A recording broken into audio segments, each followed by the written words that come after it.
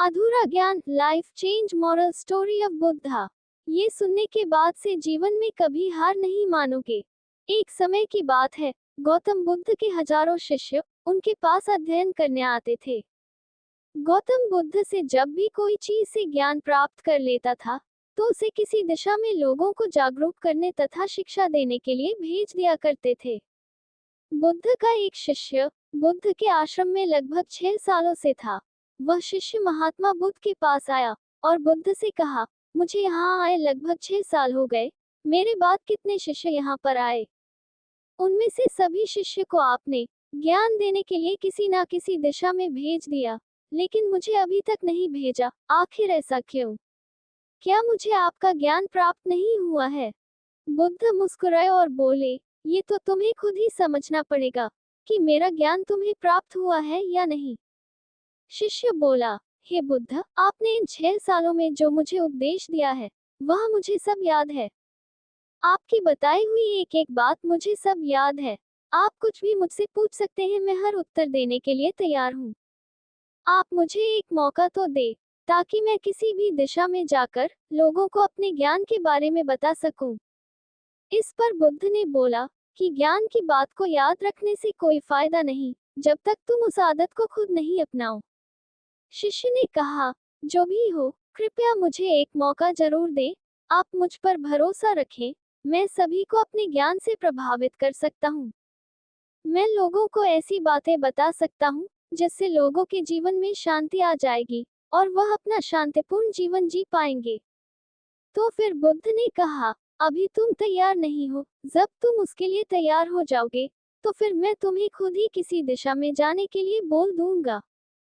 शिष्य ने कहा, क्या आपने मुझे इन 6 वर्षों में इतना भी ज्ञान नहीं दिया कि मैं किसी को प्रभावित ना कर पाऊं?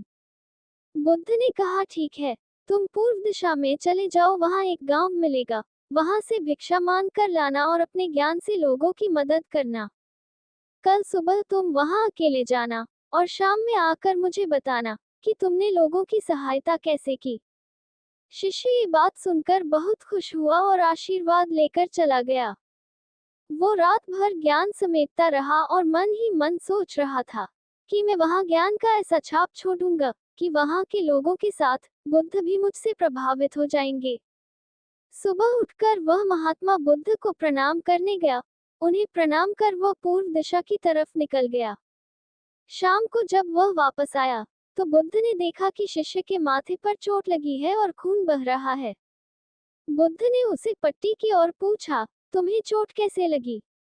शिष्य ने कहा, वहां के लोग बेहद ही दुष्ट हैं, उन्हें जरा भी बुद्धि नहीं है। मैं उस गांव में भिक्षा लेने गया पर किसी ने मुझे भिक्षा नहीं दी, सब मुझे वहां गालियां दे रहे थे। एक व्यक्ति ने भिक्षा तो दी थी, लेकिन नीचे फेंककर और कहा, इसे उठा लो। मैंने उन्हें काफी समझाया, लेकिन मेरी बात सुनने को तैयार ही नहीं थे। उन्होंने मेरे साथ हाथापाई की, जिससे मुझे चोट लग गई। बुद्ध, आप मुझे दूसरी जगह भेजिए, जहाँ के लोगों में ज्ञान हो, वो इस तरह ना हो। बुद्ध शिष्य की बात सुनकर मुस्कुराए और बोले, अगर दूसरे गांव में भी ऐसे ही गांव के लोग होंगे, तब तुम क्या करोगे? शिष्य ने कहा, हे बुद्ध, मैं ऐसे लोगों को कोई ज्ञान नहीं दे सकता, वह लोग अज्ञानी है, उन्हें कौन समझाए? बुद्ध ने कहा, वह लोग अज्ञानी नहीं बल्कि ज्ञानी है, उनके पास बहुत ज्ञान है, परंतु उनके पास खुद का ज्ञान है। अब अगर तुम किसी दूसरे के ज्ञान हो चोट पहुंचोगे तो वह कुछ तो कहेंगे ही। तुम्हें ऐसे लोग हर जगह मिलेंगे, तब तुम अपना ज्ञान उन्हें कैसे दोगे? बुद्ध ने कहा, आज तुम आराम करो, कल शाम को मेरे पास आना। शिष्य बुद्ध को प्रणाम करके चला गया। अगली शाम जब वह वापस बुद्ध के पास आया, तब वहां बुद्ध के एक और शिष्य मौजूद थे। उनके हाथ में भी चोट लगी हुई थी। बुद्ध ने शिष्य के हाथ पर चोट देख उस पर पट्टी की और उससे पूछा, तुम्हें ये चोट कैसे लगी? शिष्य ने कहा, आपने पूर्व की ओर एक गांव में मुझे जाने के लिए कहा था, तो वही मुझे चोट लगी। बुद्ध ने कहा, वहां तुम्हारे साथ क्या क्या हुआ, तुम मुझे बताओ। शिष्य ने कहा, वहां पर मैंने सबसे भिक्षा मांगी, लेकिन किसी ने भी भिक्षा नहीं दी। एक व्यक्ति जिसने भिक्षा दी भी, तो मुझे जमीन पर फेंक कर दी थी और कहा, उसे उठा लो। तो मैंने उसे उठाकर अपने झोले में रख लिया। और मैंने उसे सफल होने का आशीर्वाद दिया। तब उस व्यक्ति ने मुझसे कहा, आप बड़े अजीब लगते हो। मैं आपका अपमान कर रहा हूँ और आप मुझे आशीर्वाद दे रहे हो। तो मैंने उनसे कहा कि आप दानी हो, आपने मुझे दान दिया है, इसलिए मैं आपको आशीर्वाद दे रहा हूँ।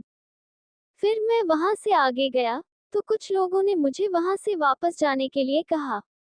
उन्होंने मुझे कुछ अपशब्द है और मुझ पर पत्थर भी फेंके, जिससे मुझे चोट लग गई। और जब मैं वापस आ रहा था, तब रास्ते में मैंने एक माँ को रोते हुए देखा। वह अपने बीमार बच्चे को लेकर चिंतित थी। मैं तुरंत जंगल से जाकर उसके लिए जड़ी बूटी लाया, लेकिन वहां के कुछ लोग जड़ी बूटी देने नहीं दे रहे थे। फिर मैंने उनसे विनती की वह मुझे उस बच्चे का इलाज करने दे। उसके बाद वह जैसा कहेंगे मैं ठीक वैसा ही करूंगा। फिर जिस व्यक्ति ने मुझे भिक्षा दी थी, उसने गांव वालों को समझाया। तब उन्होंने मुझे उस बच्चे को जड़ी बूटी लगाने दी। उसके कुछ देर बाद वह बच्चा ठीक हो गया। फिर गांव के जिन लोगों ने मुझसे अभद्र व्यवहार किए थे, उन्होंने मुझसे माफी मांगी और धन्यवाद कहा। फिर मैं वहां से वापस आ गया। हे बुद्ध, मेरी आपसे एक विनती है। उस गांव के लोग बहुत भोले भाले हैं। क्या मैं रोज उसी गांव में जाकर भिक्षा मांग सकता हूँ? ये सभी बातें पहला शिष्य खड़ा होकर बड़े ध्यान से सुन रहा था। उसने ये सुनते ही बुद्ध के चरणों में गिरकर कहा, हे बुद्ध, मैं समझ गया हूँ कि अभी मैं उस लायक नहीं हुआ हूँ कि मैं दूसरों को ज्ञान दे सकूं। बुद्ध ने कहा, हमें बाहर वैसे ही लोग दिखाई देते हैं जैसे हम अंदर से होते हैं। जब तक स्वयं को नहीं बदल सकते, तब तक किसी को नहीं बदल सकते हैं। खुद में बदलाव लाना ही जरूरी है। अपने आप में बदलाव लाकर ही इस दुनिया को आप जीत सकते हो। तो दोस्तों, ये life change moral story of Buddha in Hindi आपको कैसी लगी? उम्मीद करता हूँ इस कहानी से प्राप्त ज्ञान से अब आपके जीवन में सकारात्मक बदलाव जरूर आएगा।